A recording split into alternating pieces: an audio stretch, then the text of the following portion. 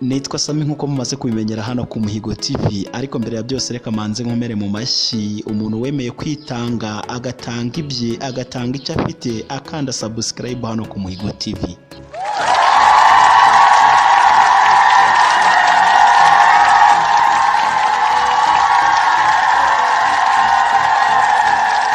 Reka nkwibutse nawe utarakanda subscribe hano ku Muhigo TV ko iki ngiki ari cyo gihe nawe ngo ube wayikanda kugira ngo ujye udushyigikira uko bwije n'uko bukeye, ukore share, ukore comment, ukore like ku biganiro tuba twakoze umunsi ku wundi.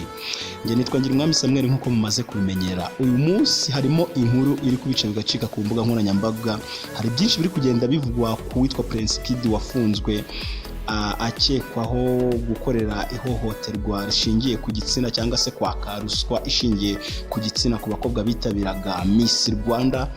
Iyi ni inkuru ihari, ariko uyu munsi nkuzaniye indi nkuru witwa Mwiseneza Josiane.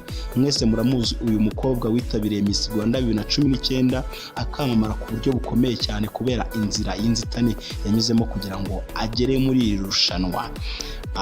Uyu Miss Josiane nawe hari ibyo yagiye atangaza ku ifatwa n'ifungwa rya Prince Kid uyu wayoboraga Miss Rwanda. Ibi byose yabitangaje mu kiganiro yagiranye n'uwitwa Emi Nyawe ukorera kuri 3D TV ku rubuga rwa YouTube. Akaba ari byo ngiye kukugezaho muri ikiganiro, ntuci.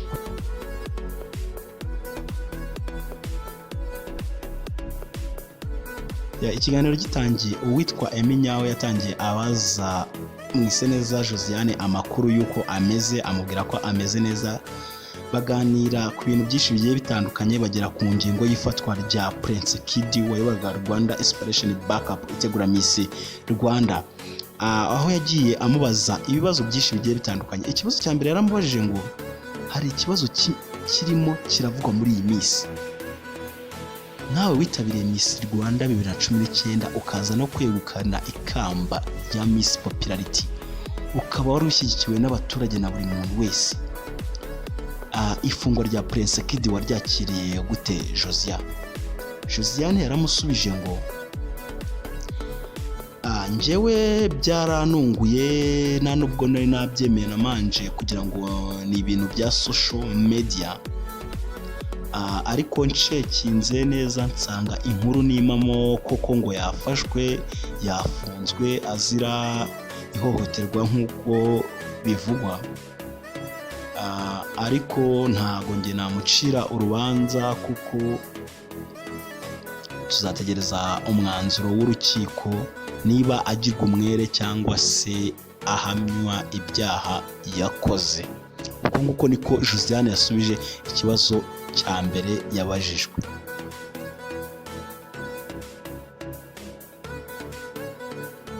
Ikibazo cya kabiri uyu mukobwa yabajijwe na Emi Nyawe, yongeye kumubaza ngo ni iki kigiye kuba kuri Miss Rwanda nyuma yo kuvugwaho ubusambanyi bugenda bukorerwa abakobwa bayitabiriye. Josiane adatinze mu magambo yamusubije ati sinekereza ko Miss Rwanda igiye guhagarara se cyangwa igiye kuvaho, ahubwo icyo nekereza ko nuko nyuma y'aha ngaha izakomera kurushaho, kubera yuko wenda ibintu bizagenda bihinduka umunsi ku wundi n'imbaraga zikiyongera zo kuritegura. Uko niko yasubije ikibazo cya kabiri yabajijwe. Emi Nyawe yongeye kumubaza ikibazo cya gatatu, amubaza ngo hari bamwe mu bakobwa mwari muri kumwe muri bootcamp mu mwaka wa 2019 bashizwe mu majwi bavuga ko bateteshwaga, bakorerwaga itonesha kurenza abandi. Ngo amuha n'urugero ngo nkaho ngo mwajyaga guteka akajyaho nk'abandi batatu gusa abandi ntibajyeyo. Ibyo bintu nibyo Josiane. Josiane yahise amusubiza ngo turi muri bootcamp ngo twari turi kuri stress nyinshi, ngo kuko twebwe turi muri bootcamp ngo birukanaga abantu buri munsi. Ngo rero kuba nari ku giti cyanjye iryo tonesha ntabyo nigeze mbona, wabaga ngo twibereye kuri stress nyinshi cyane, ngo sinari kubona umwanya wo kwita kuri abo ngabo bateshwaga n'abatoneshwaga.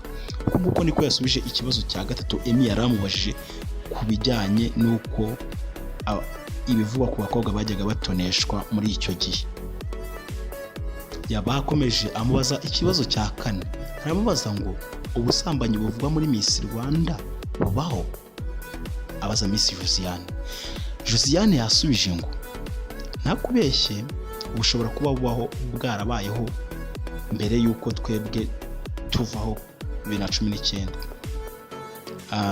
Ngo uretse ko byanadutunguye kubyumva bibaye kuko ngo twajyaga natwe tubyumva mu magambo ko bubaho, ariko byaradutunguye pe. Turavuga tuti se bya bintu byavugwaga disi byabaga ari ukuri? Uko nguko niko yakusubije iki kibazo. Urumva ko ari ibintu bitoroshye cyane.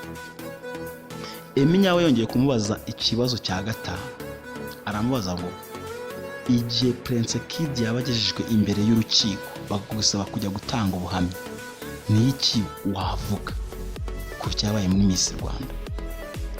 Josiane yamusubije ngo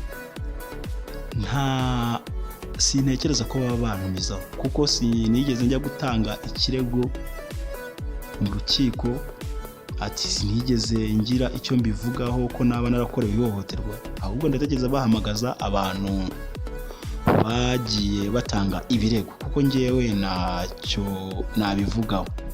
Nuko nguko Josiane yasubije. Ikibazo cya nyuma yamubajije basa n'abasoza, ikibazo yamubajije cya nyuma yamubajije ngo ubona ari uruhare leta yabigiramo kugira ngo irushanwa rya Miss Rwanda ibintu bijye binyuramo mu mucyo. Mwiseneza Josiane adatinze yamusubije ngo icyo navuga ni uko leta yagiramo uruhare rukomeye cyane, irushanwa ngo rigasa naho riva mu maboko y'abikorera kuko ngo kenshi usanga arimo amakampani atera inkunga risa naho riri mu maboko yaryo, leta ikaba ifitemo uruhare ruto. Ati icyo ntekereza rero ni uko leta yagiramo uruhare runini kugira ngo ibintu bijye binyura mu mucyo.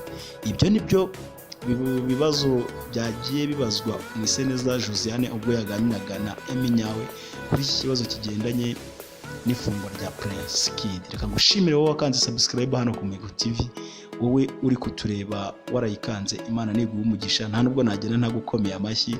Ciao ciao, Imana ikurinde. Bye bye now.